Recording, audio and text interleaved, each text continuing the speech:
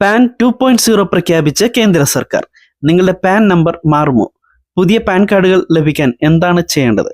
ഇതിന്റെ വിശദവിവരങ്ങളിലേക്ക് കടക്കുന്നതിന് മുമ്പായി ചാനൽ ഇനിയും സബ്സ്ക്രൈബ് ചെയ്യാതെ കാണുന്നവർ സബ്സ്ക്രൈബ് ചെയ്യുക, വീഡിയോ ലൈക്ക് ചെയ്ത് സപ്പോർട്ട് കൂടി തരിക. രാജ്യത്തെ നികുതിദായകർക്ക് കൂടുതൽ എളുപ്പത്തിലും വേഗത്തിലുമുള്ള നടപടിക്രമങ്ങൾക്കായി കേന്ദ്ര സർക്കാർ പ്രഖ്യാപിച്ചിരിക്കുന്ന പുതിയ പദ്ധതിയാണ് പാൻ 2.0.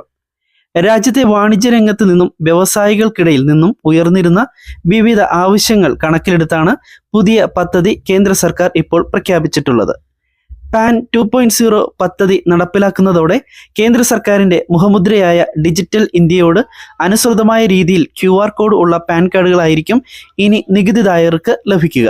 എന്നാൽ ഈ പുതിയ പദ്ധതിയെക്കുറിച്ച് പൊതുജനങ്ങൾക്കിടയിലുള്ള പ്രധാന സംശയമാണ് തങ്ങളുടെ പഴയ പാൻ കാർഡ് പ്രവർത്തിക്കുമോ എന്നത്. പുതിയ പാൻ കാർഡ് എങ്ങനെ ലഭിക്കും എന്നുള്ളവ.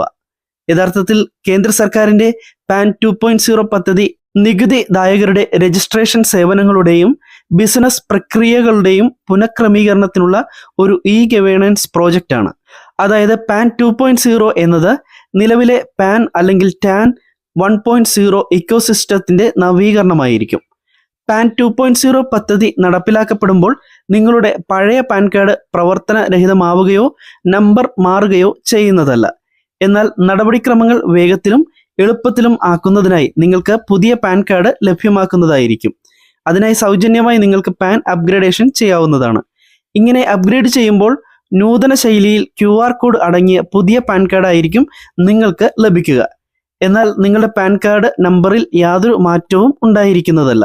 1435 കോടി രൂപ ചെലവഴിച്ച് കേന്ദ്ര സർക്കാർ നടപ്പിലാക്കുന്ന ഈ പദ്ധതിയിൽ പൊതുജനങ്ങൾക്ക് യാതൊരുവിധ പണച്ചെലവും ഉണ്ടായിരിക്കുന്നതല്ല. വളരെ പ്രധാനപ്പെട്ട ഒരു ഇൻഫർമേഷനാണ് കേരള ഡേയ്സ് മീഡിയ നിങ്ങളുമായി ഷെയർ ചെയ്തിരിക്കുന്നത്. ഇതുപോലെ നിങ്ങൾക്ക് പ്രയോജനപ്പെടുന്ന ഇൻഫർമേഷൻസ് ലഭിക്കുവാൻ ചാനൽ സബ്സ്ക്രൈബ് ചെയ്ത് ഉപയോഗിക്കുക.